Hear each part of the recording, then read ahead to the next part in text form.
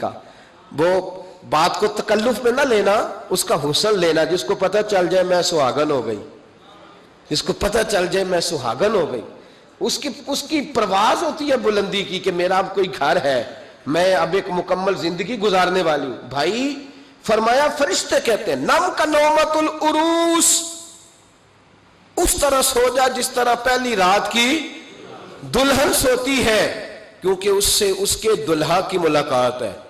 ولی سے بھی کہا جاتا ہے سو جا، آج تیری رب رسول سے ملاقات ہے۔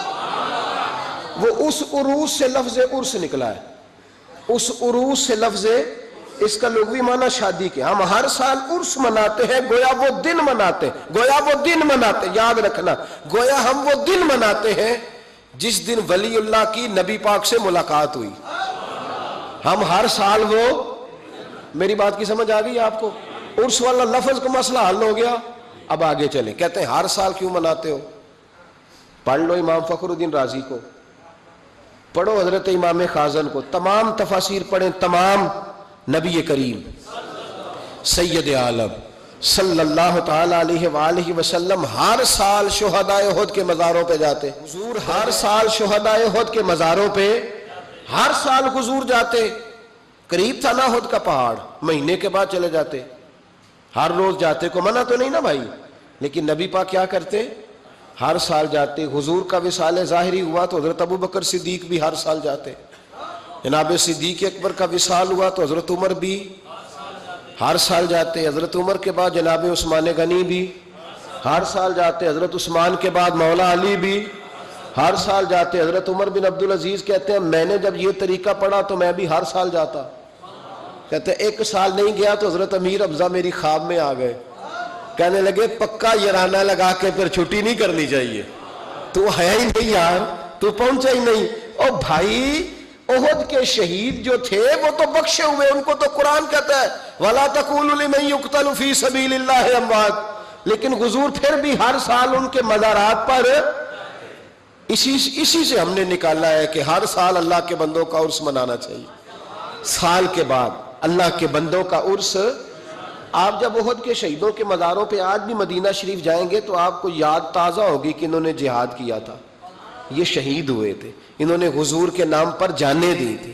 جب سال کے بعد داتا صاحب کا عرس آتا ہے تو یاد بھی آتا ہے کہ یہ شہزادہ غزنوی سے چلا، گھر چھوڑا، کاروبار چھوڑا، بال بچے چھوڑے، رشتہ دار چھوڑے، کوئی نہیں تھا داتا صاحب کا لاہور میں، راوی کے کنارے 1000 سال پہلے جب لاہور میں آبادی بھی کوئی نہیں تھی، داتا علی اجویری آ کے بیٹھے، پتے کھایا کرتے تھے، کہتے میں درختوں کے پتے کھاتا، راوی کا پانی پیتا۔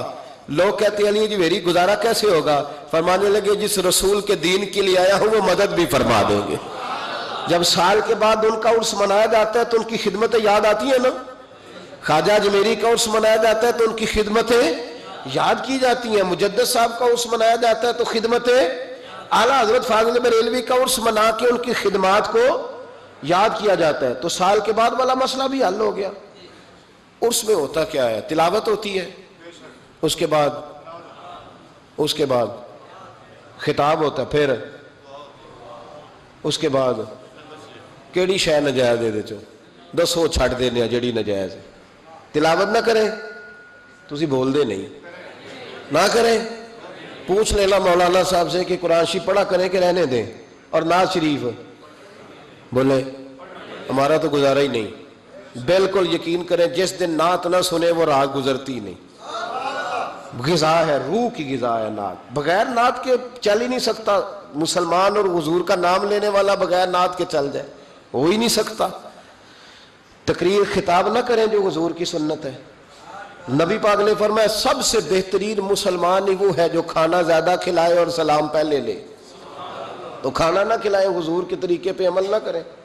کہتے ہیں جی کچھ باتیں غیر شرعی آ گئی ہیں، کچھ باتیں لہذا عرس بند کر دینے چاہیے۔ یونیورسٹیوں میں لڑکے اور لڑکیاں اکٹھے پڑھتے ہیں، شرعی ہے کہ غیر شرعی ہے؟